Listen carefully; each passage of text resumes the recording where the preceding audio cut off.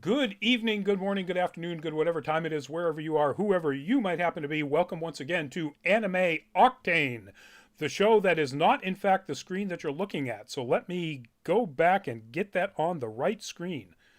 There we go. And while you're looking at our teaser stuff that's still up there, as I'm adjusting our images here so we don't look like little tiny heads, let me tell you that Anime Octane is the show in which we look at a recent piece of anime entertainment, either a series or a movie, and we analyze it in depth. So what we do is we look at what works, what didn't work, what we like, what we didn't like. We talk about themes and messages and tone and so on. And to do that, we have to spoil it, obviously.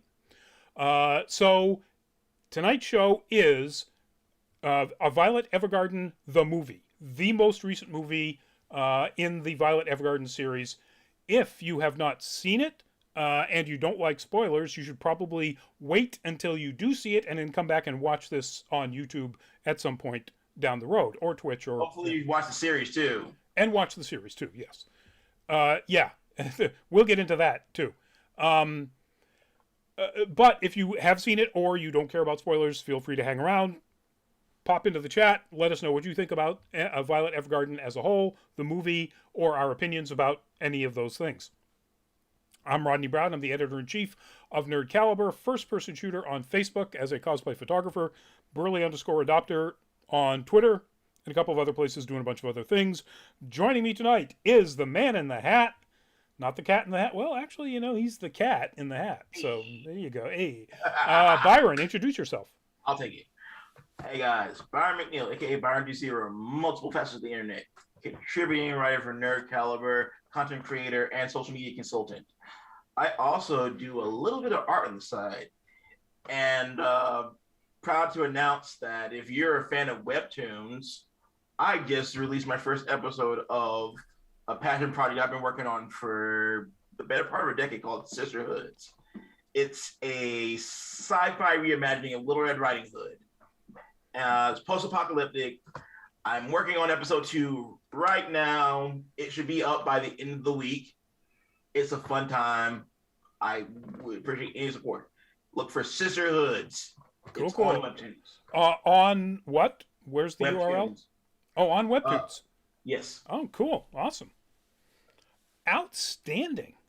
Yes, please. And while you're looking up things on other platforms, if you get a chance, if you are, in fact, on Twitch, we certainly would love to have you follow us on Twitch. The URL is up there on your screen right now, twitch.tv/nerdcaliber.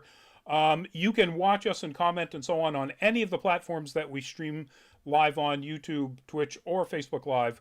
But we're really trying to get those Twitch numbers up. So if you get a chance, that would be fantastic, and we'd be very happy. So we start with talking about where this is and where it came from. Violet Evergarden, the movie, is the latest movie, and from the structure of the movie and the plot and so on, probably the final movie in the Violet Evergarden story, which follows on a previous movie and the 2018 anime series. All of them done by Kyoto Animation. And those are based on one of the submissions in Kyoto Animation's awards contest, in which they take generally first submissions to any kind of award in story, manga, or novel.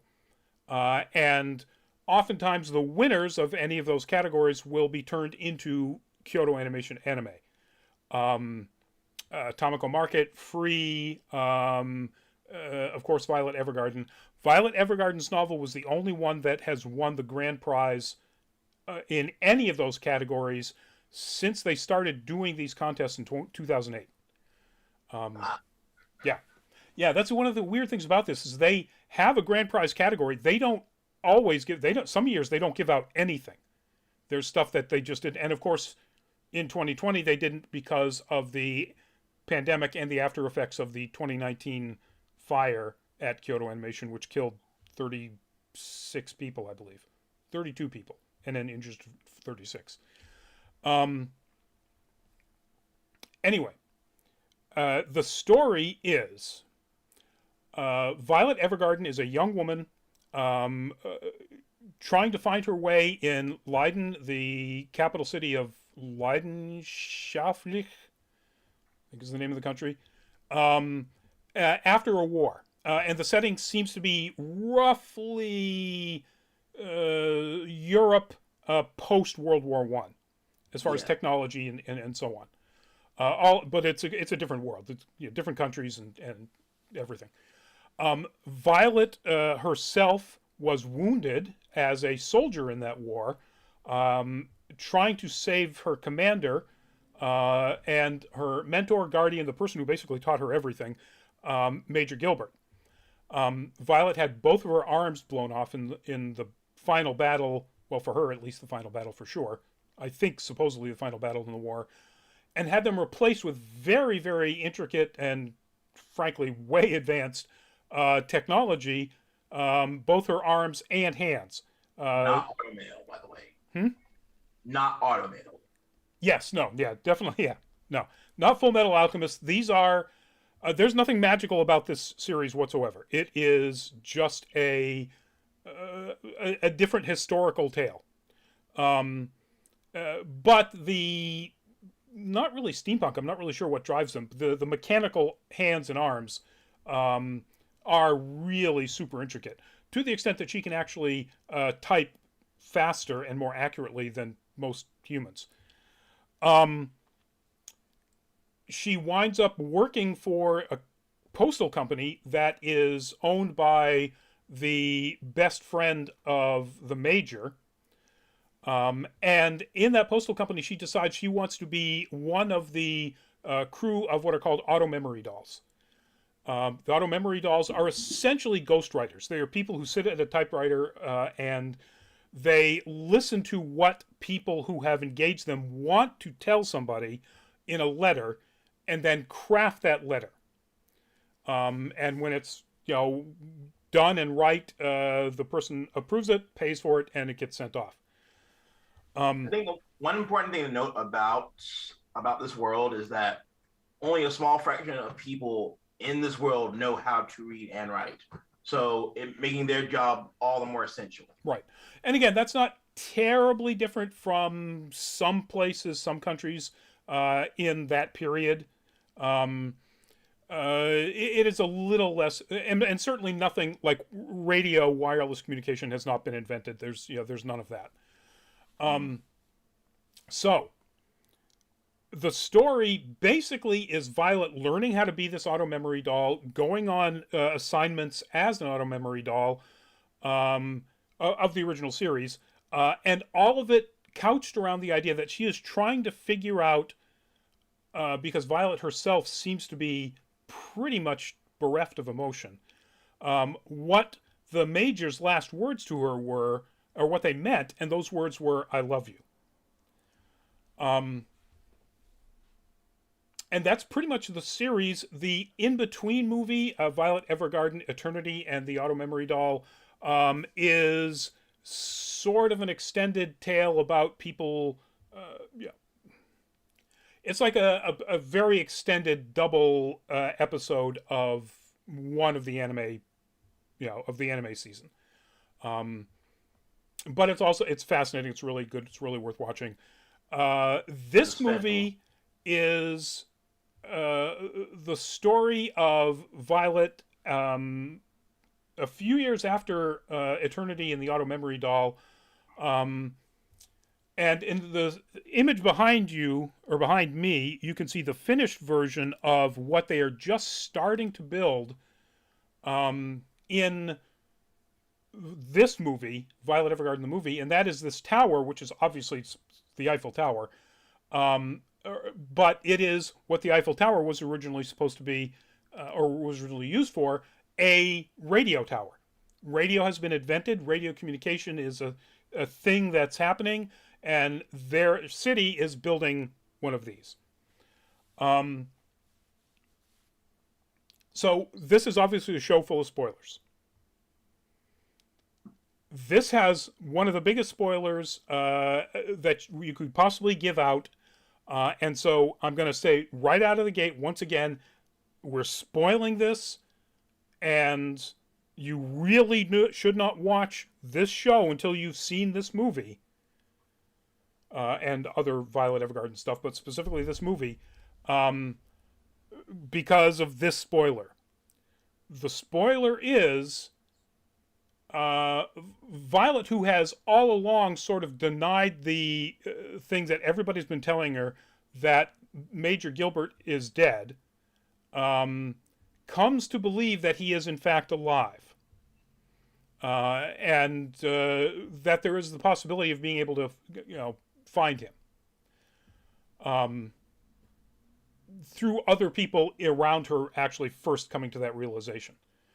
And so that is, you know, leads to the big conclusion of this story and the conclusion of essentially Violet's story. And that's what this movie is. So, with that, we're going to go right into our likes. And Byron, start us off. What'd you like about this? What worked for you? What did they shoot for and really achieve? How much time you got? Well, I mean, technically, probably another 50 minutes, but, Okay. dive into it, man. Yeah. Well, I've been in love with this series since the very beginning. Its aesthetic is akin to that of like watercolor painting, which is that's KyoAni's MO. They don't they don't do slapshod products, and this is no exception. And I gotta say, the main thing that made me love this series was I had been on sick leave from I had to throw my back out at work, and I just sat in my bed and just binge watched the entire series in one day. Wow. And before I knew it, I'm just like, "Where's my tissues? Where's my tissues?" By the end of it, I'm just like, "That's where I was." And the subsequent special and even this movie had me at that point where I'm just like, as soon as like Violet jumped off that ship, I'm just like, is it raining here? Oh, that was a big splash to come all over here and get my face wet. Yes. It's like, how is that water coming out of the TV? Like at this point, yeah, everything you said, like the completion of Violet's arc, the like digging deeper into that alleged final moment between her and the Major during the war.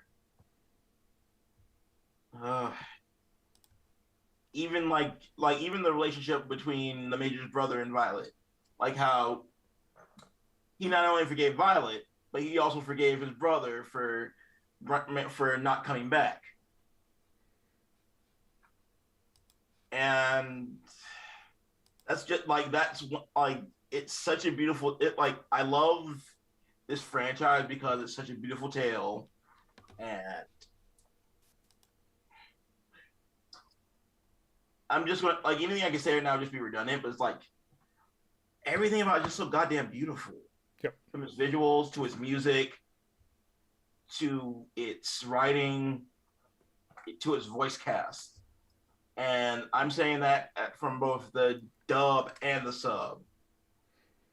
Yeah, this is one. Yeah, if you've seen any of these shows, I'm a sub guy.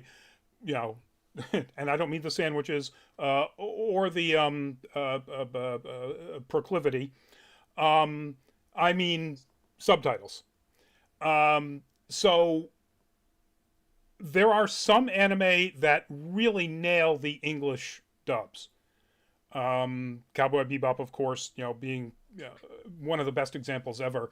Um, Almost anything by Kyoto Animation, frankly, but this, in particular, Violet Evergarden is, it's one that I would not feel at all worried about watching in dub as opposed to sub, which I can't say for an awful lot of anime. Yeah, like for me personally, when I'm watching an anime that is so heavily entwined into Western culture. It feels a lot more authentic when I watch the dub for me, like in a more authentic experience. That's true. And this is, I mean, because again, like I said, this is clearly an analog for Europe around the end of World War One. Yes. With character names like Violet Evergarden and Gilbert Bougainvillea and his brother Dietfried Bougainvillea. You know, yeah, it's Europe. Um, Anything else? Any other things you want to particularly point out? Um, I love the way that it all. I just loved how it wrapped up this this entire narrative into a nice, neat little bow. Yep, yep, I agree. And I'll talk They about didn't that. have I'm sorry. Go ahead. they didn't have to do it, but they did, That's true. and I'm grateful for it. And I'll talk about that in my when we get into themes and tone and so on, because I think there's a very important Yes, point that needs to be made about this. absolutely. Um, so what I liked, everything Byron said, it's beautiful to look at. It always has been. Um, it's one of those things where Kyoto Animation is known for, you know, particularly beautiful works, like this, like the animation in Free, um, you know, Hyuka, all sorts of things. This takes all of that. They're really pulling out all the stops to make this look gorgeous. The series through the movies. This isn't just movie money. The series is just like this. Um,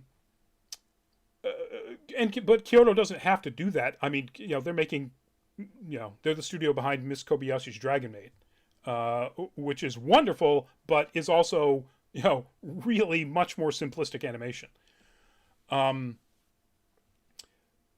One of the things that I really, really like about this particular movie is that it has a framing narrative device that is a wonderful callback to like a middle episode of the series, which is the story of a woman who knows she is dying, so she hires Violet to write 50 letters Yes, to be given to her daughter every year on her birthday that was a deep after the cut. mother has died. The story, the framing device is that the granddaughter, and you look at the world and it's clearly set in some analog of like the early to mid 1960s. The granddaughter of that daughter finds the letters, discovers the story, including a clipping about how Violet Evergarden, who was famous at this point for being an auto memory doll, writing letters that essentially saved two kingdoms that were trying to arrange a marriage, writing works that saved a playwright who had almost given up because his wife and daughter had died. She was famous. And there's a clipping, newspaper clipping, in all of this stuff about how this Violet Evergarden had just stopped working for this CH Postal Company and nobody ever heard of her again. And so that gets the girl really curious. First off, she had no idea that this stuff was in her grandmother's background.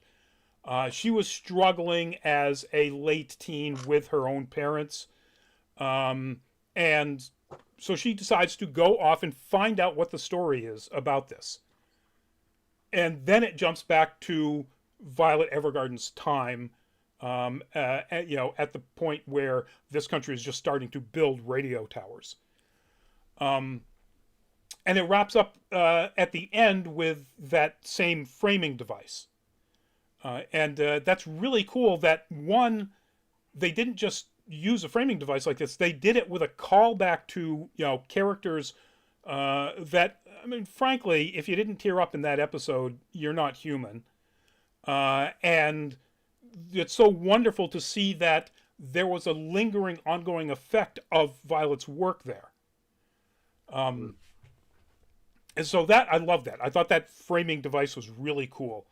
Um, I love the deeper exploration of Violet's sense of what her life means without Major Gilbert in it. Um, and I love the fact that all of the side characters come in and have their roles to play that have been in the series and the movies all the way up to this point. Um, I love how those characters have changed somewhat. The idea that Claudia is actually his name, the president of the company, has taken up tennis and then discovers that he really sucks at it, but still wants to do it because he wants to get better, and is being schooled by one of his employees. Um, it's really excellent writing, as So he cut is. his hair. Hmm? Also, he cut his hair. Yes. Oh, yeah, that's true. He did. Um, it's excellent. Whereas Detlef apparently hasn't. He still has the long braid or ponytail thing. Yes. The writing has always been absolutely fantastic. The character writings. Oh, Mr. Krakowian, welcome back to the show. Uh, duh, duh, duh, duh. And then I'm assuming that you're a spam account, so we're just gonna, not you, Mr. Krakowian, this other one in here. So we're just gonna hide that user. All right. Yeah. Oh, and by the way, Mr. Krakowian, I didn't see when you jumped in, so I'm sorry. I don't know how much of this you've seen. Again, if you haven't seen it and you don't want this to be spoiled, and frankly, this is one of the best animes ever made. So you shouldn't have it spoiled. You probably shouldn't be watching this right now. That said, we love to have people in the chat, so obviously it's up to you. And why did I? I'm really getting bad at this. I swapped back over to the full fat spoiler chat thing again, as opposed to Anime Octane. All right, there we go. We got the right one back up. Other things I like about it, I'm trying to think of any. Well, we haven't talked about Violet Evergarden as a whole before. It's not been on Anime Octane. Yeah, we haven't. So I will talk a little bit about the incredibly emotionally affecting nature of all the stories, but particularly because Violet doesn't know how to react to any of these emotions. And Before you go on about that, I wanted to say that I I was going to save my discussions about the series as a whole for when we talk about the themes. Okay.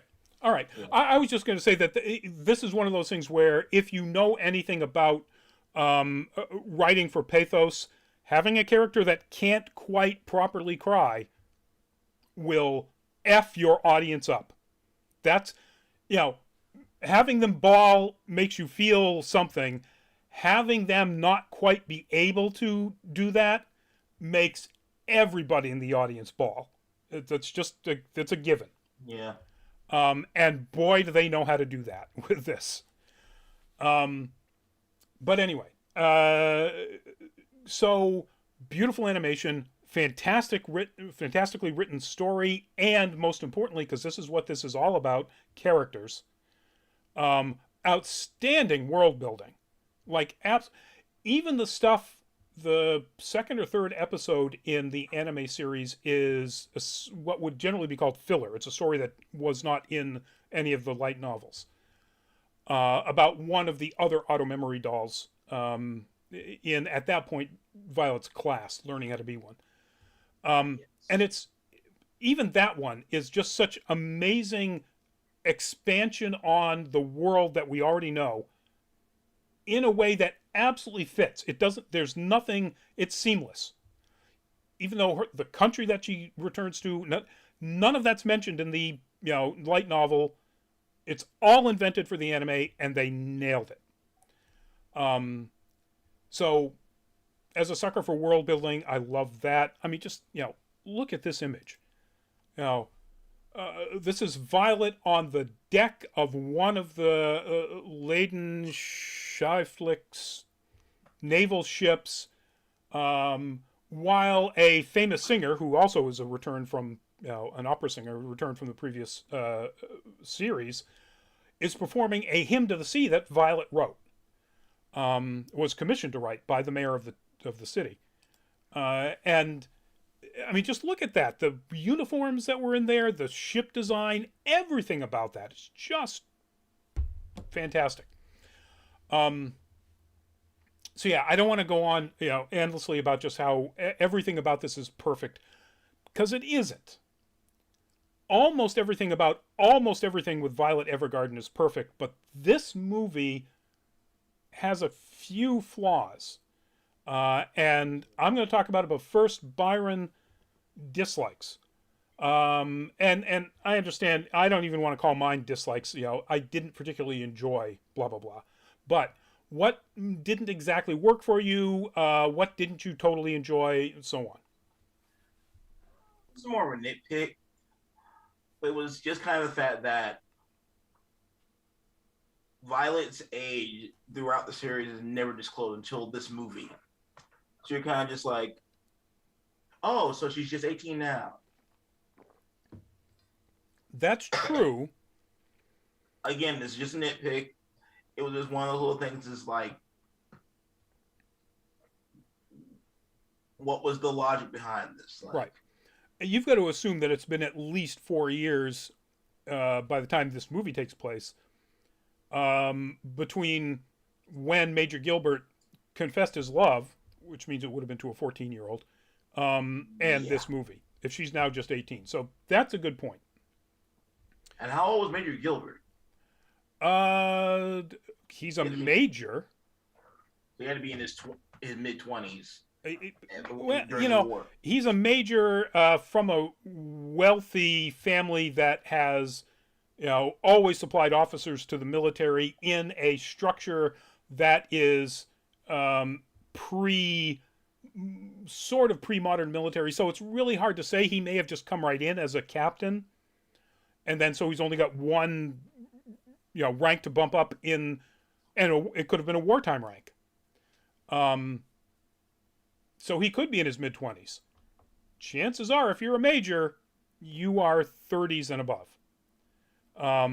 So let's assume that he got all of that, legacy, military service, nobility, all of that stuff, and he did come in straight as a captain, because that could have happened back in those days. Yeah, it could have. Then, let's say he's at best in his mid-20s. Yeah, it never occurred, I didn't even realize that, but you're right. That's a. I'm not sure if I'd call that a nitpick so much as a oopsie. But anything else? Really?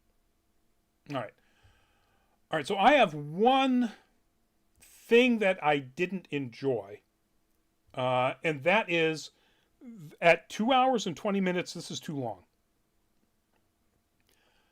The big build up at the end, again, spoilers. They find Major Gilbert. He's been hiding out on an island, a very remote island that's still part of their country, and ultimately, initially does not want to see Violet because he is just feeling terribly guilty about his role in essentially turning her into a military weapon, which led her to getting maimed. And then not feeling like he needed to or should do anything to go find her because, he was already guilty, and that guilt just built up over years and years.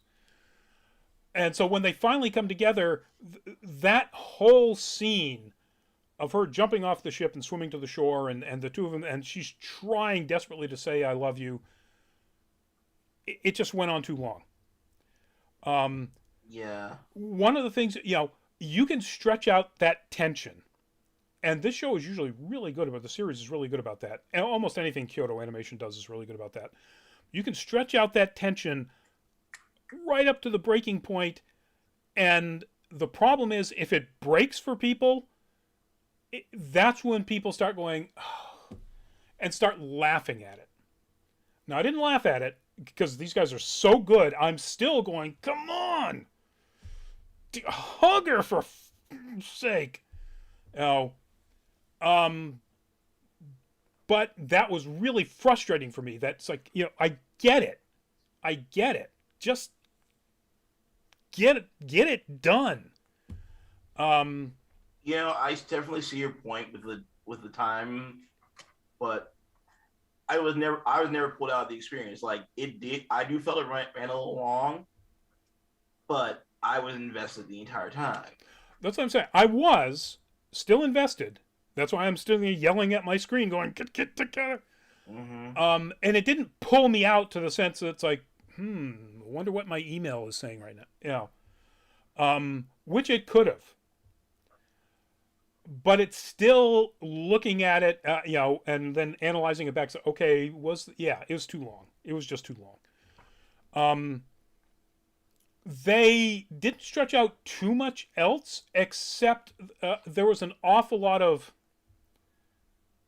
Violet's introspection moments when various aspects of the plot rolled along were just a little too long.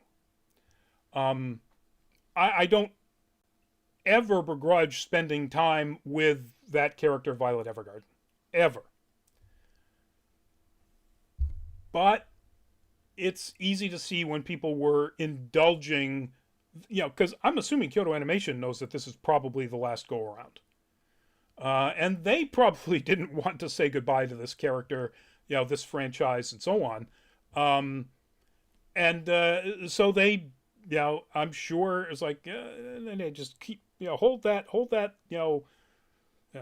view of her a little bit longer, hold that her adjusting her, hands a little bit longer. Like, honestly, I don't know that they could have trimmed 20 minutes out of this, but they could have trimmed 10 to 15, I think. And again, that's, it never lagged for me. It was just so obvious there were elements that they just really decided to stretch out.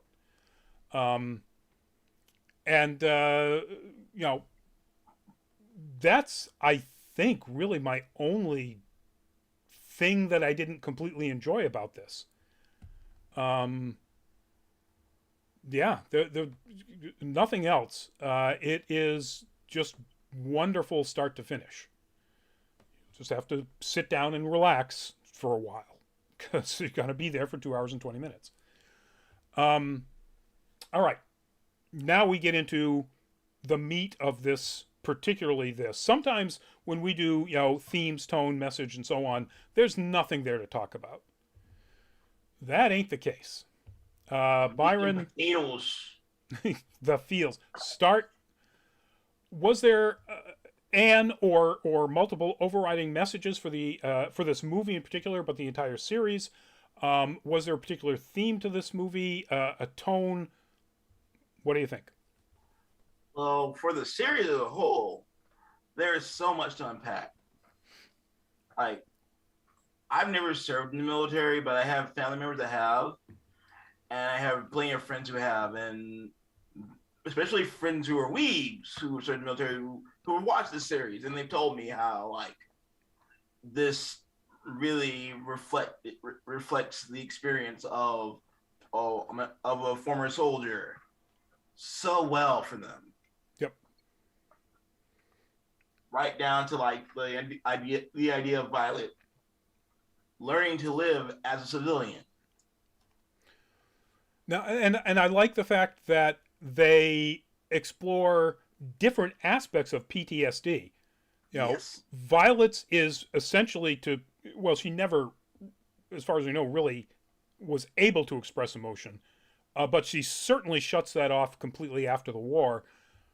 And when we finally get to see Major Gilbert, he is more a traditional sufferer of PTSD, with the guilt, the isolation, the desire to just remove himself from society. And I'm really glad that they showed those two things finally, because there's so many different ways PTSD expresses itself.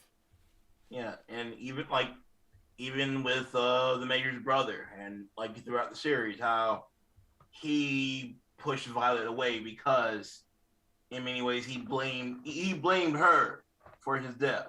Yep. Or at least And blamed her for not keeping him alive, which was kind of yeah, what he thought her job was. yes, like constantly dehumanizing her throughout the series. Yeah. Just in case he's a dick. He gets a nice redemption at the end, sort of, Yes. but he's still a dick. And anyway. Well, yeah, and that's one of those things. It over like that PTSD overlaps into the movie when he makes his first appearance in the film with Violet, and he's reaching into his sleeve, and Violet's just like yes, that right there, that's a good depiction of PTSD right there. Yep. And like he didn't hold any malice towards her. It's like it's fine, I understand. We were both soldiers. Yeah, she does that same reaction in this movie, as I recall. Yeah, well, yeah, that's what I mean. That's what I'm Okay. talking about. Yeah. It's like he didn't hold any ill will towards her in that scene because he gets it. Yeah. But in the series, she has an even more violent reaction when they first meet because he's a lot more rude and violent towards her. Yes. Yeah, so agreed 100%. Other things, tone, was there any sort of tonal shift between this and the previous works? I say the tone was pretty consistent. It was about the themes of forgiveness and progression run so strongly throughout this narrative that it never felt like it felt like an uninterrupted flow the entire time. Yep. Like Oh, and let me, for anybody who's watching, I should have said this at the beginning, and I completely forgot about this. If you have not seen the original series, this will make no sense to you. nope. So, I mean, you could come in and sort of gather that she's pining. I mean, she's, I guess pining for, or trying to figure out what she really feels about, and this major who everybody thinks is dead, and she pretty much is sure isn't. Um, but you wouldn't have any of the depth of complexity of the story itself without having watched the original series. You don't need to watch the middle movie, Eternity and the Auto Memory Doll. Although it's a great movie, you should, but it doesn't add anything to this particularly. But the series does, and if you watch this without watching the series, good luck to you.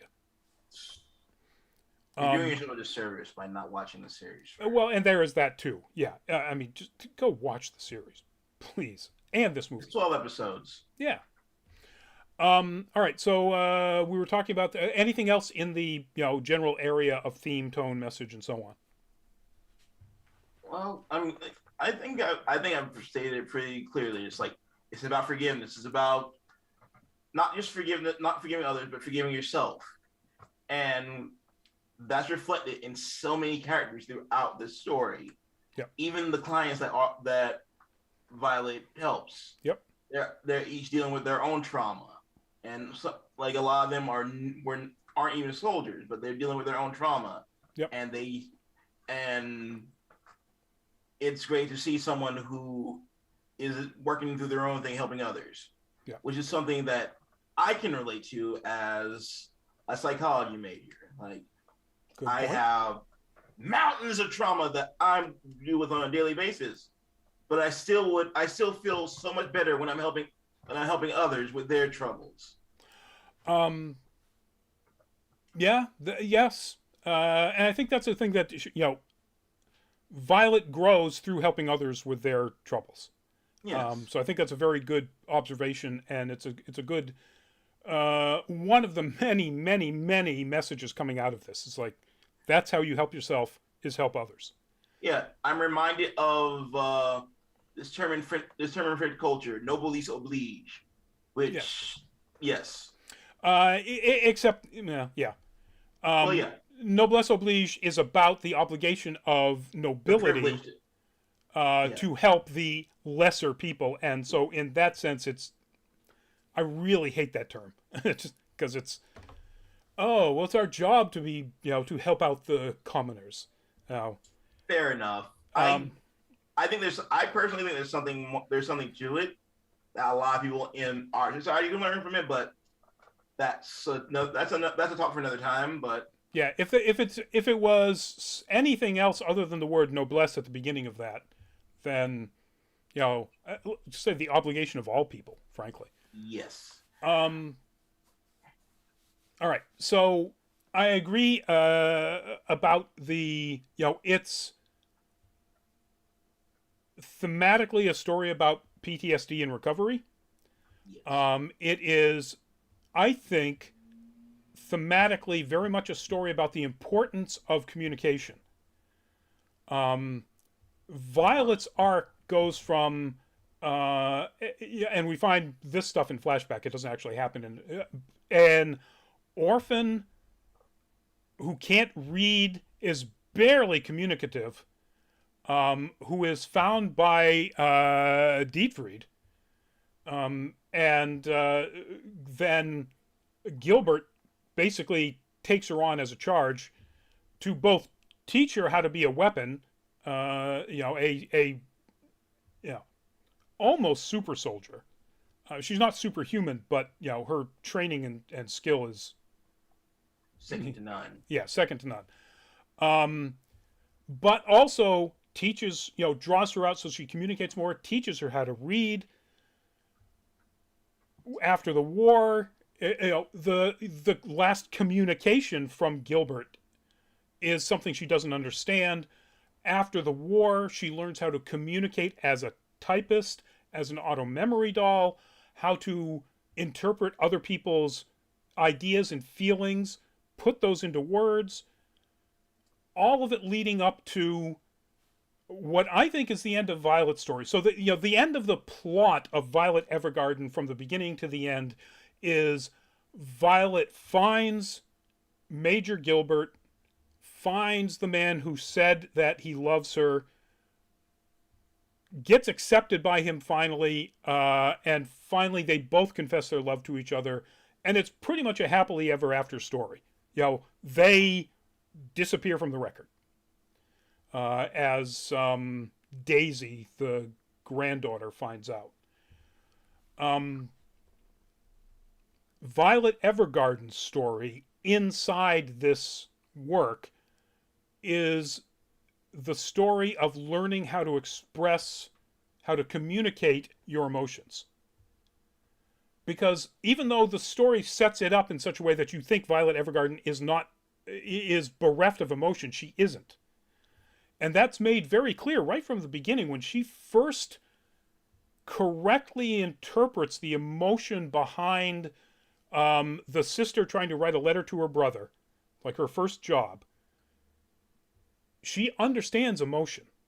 She understands love. She understands love of a brother to a sister and a sister to a brother. Oh, absolutely. Understands, parental love deeply. A parent to a child, a parent to a lost wife and child. The love of knowledge, the astronomers in the observatory.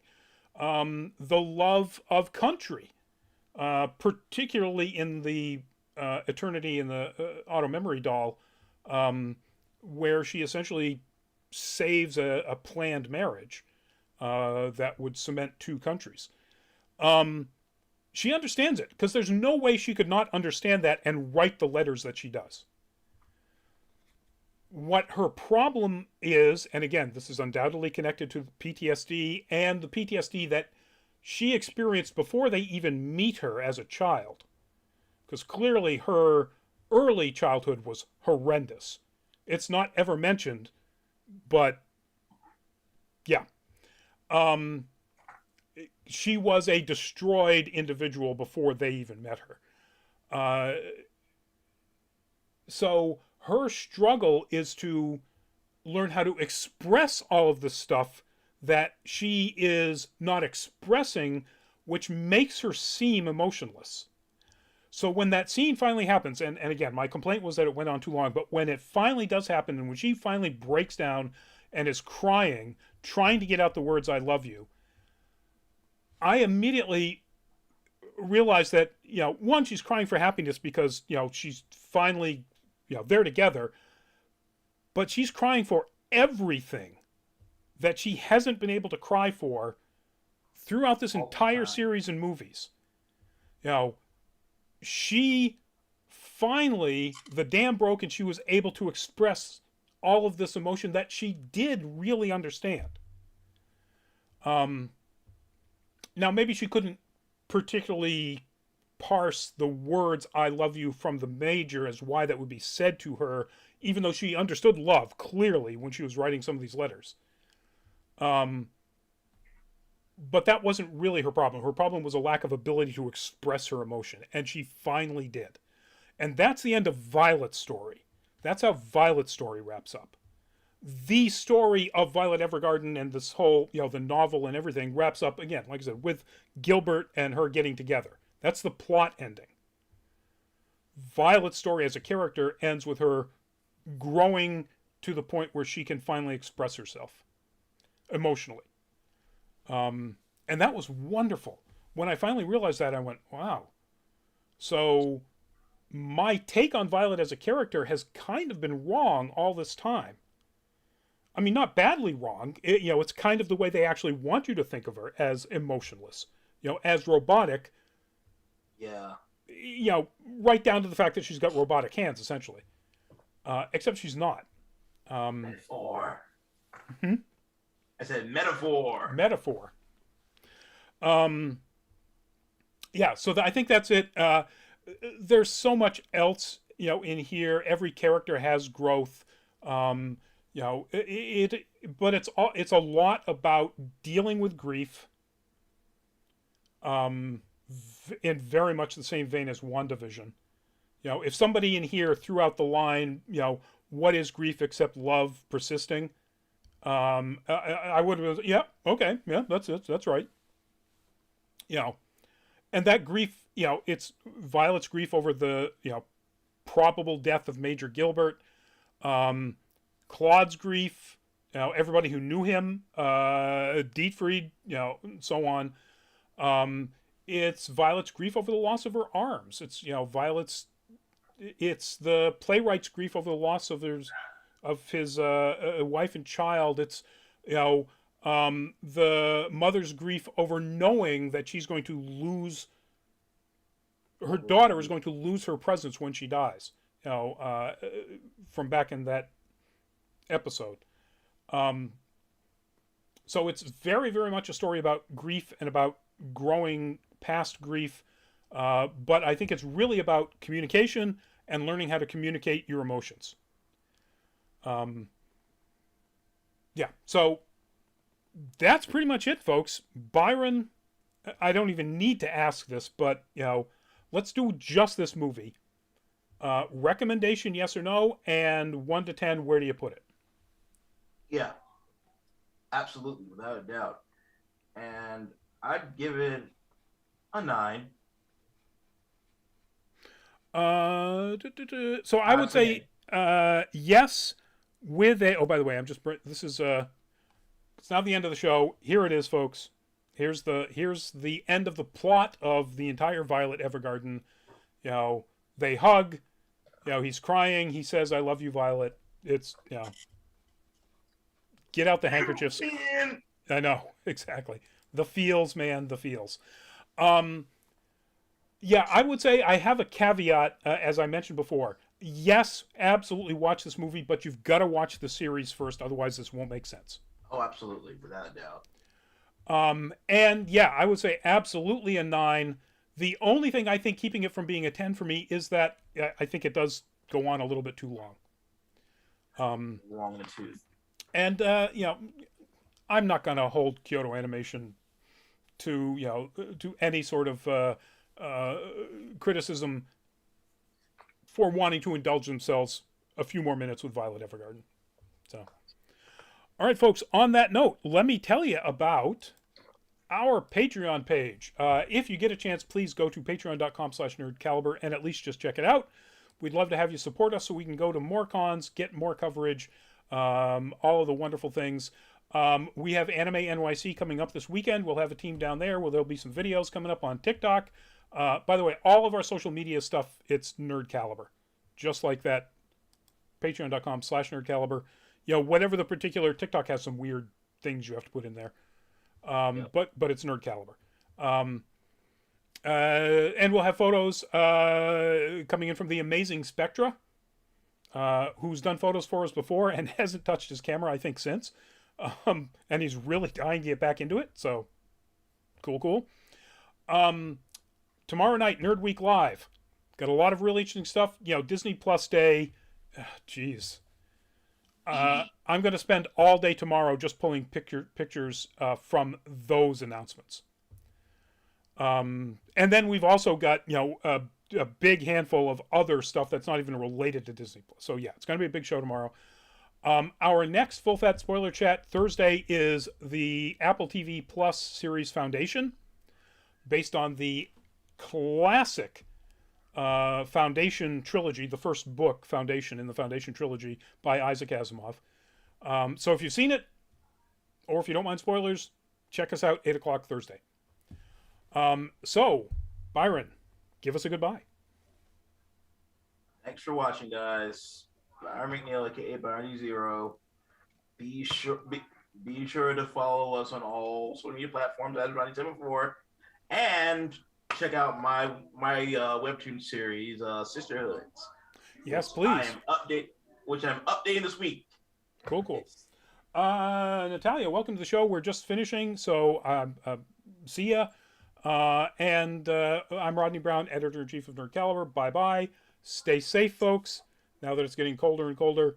And we'll see you at an upcoming show. And be excellent to each other. Which has nothing to do with Violet Evergarden.